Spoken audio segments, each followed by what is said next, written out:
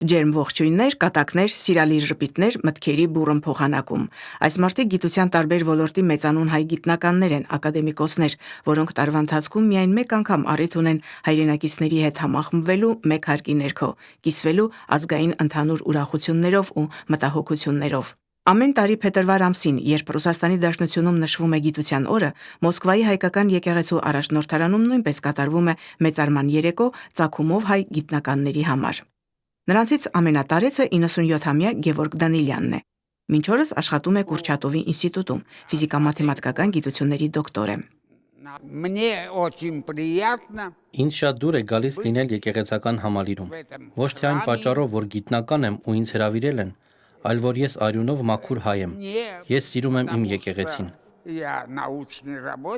Հանդիսավոր ընդունելությունը ինչպես միշտ տեղի ունեցավ առաջնորդարանի սրահում։ Ողջույնի խոսքում թեմակալ առաջնորդ Տեր Եզրաս arczepiskopos Ներսիսյանը ներկաներին փոխանցեց վեհափառ հայրապետի օրհնությունն ու բարեմաղթանքները։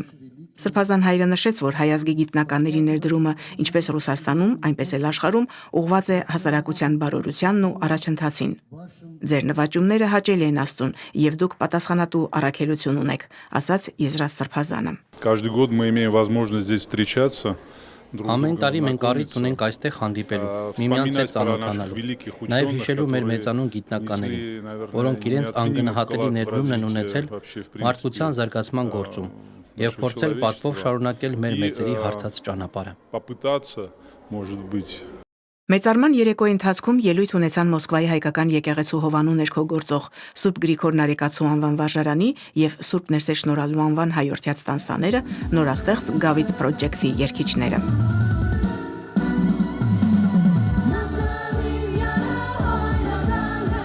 Ռուսաստանի գիտությունների ակադեմիայի ակադեմիկոս, բժիշկ, թեմական խորհրդի ատենապետ Արմայիս Քամալովն իր խոսքում նշեց, որ Ռուսաստանաբնակ հայ ազգի գիտնականները թեպետ տարբեր ոլորտում են աշխատում, սակայն կարևորում են գիտություն եւ կրոն կապը եւ մեծ սիրով են վերաբերվում մայր եկեղեցուն։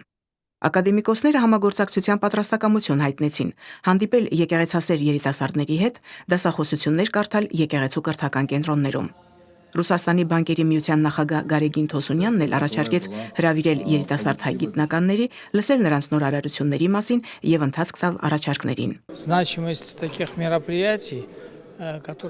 Այս ինտելեկտուալ հավաքը, որ կազմակերպում է հայ եկեղեցին Եզրաս Սրբազանի նախաձեռնությամբ, շատ կարևոր է, որովհետեւ մարդիկ հասկանում են, որ ինտելեկտը սահմաններ չունի։ Գիտնականները եւ ոչ միայն գիտնականները Աստծո առջև ունեն կարևոր պարտականություն՝ օգտակար լինել հասարակությանն ու ազգին։ Ուստի երբ եկեղեցին համախմբում է մարդկանց աստվածահաճո գաղափարի շուրջ, բնականաբար նաեւ առաջնորդվում է բարի գործերի եւ իր լուման ներդնում, որպեսզի աշխարհի մարդիկ լինեն առաքինի, բարի ու խելացի։ Հավաքի մասնակիցները չէին կարող չանդրադառնալ հայրենիքում եկեղեցու նկատմամբ ահագնացող բռնաճնշումներին, հոգևորականների անօրինական ձերբակալություններին։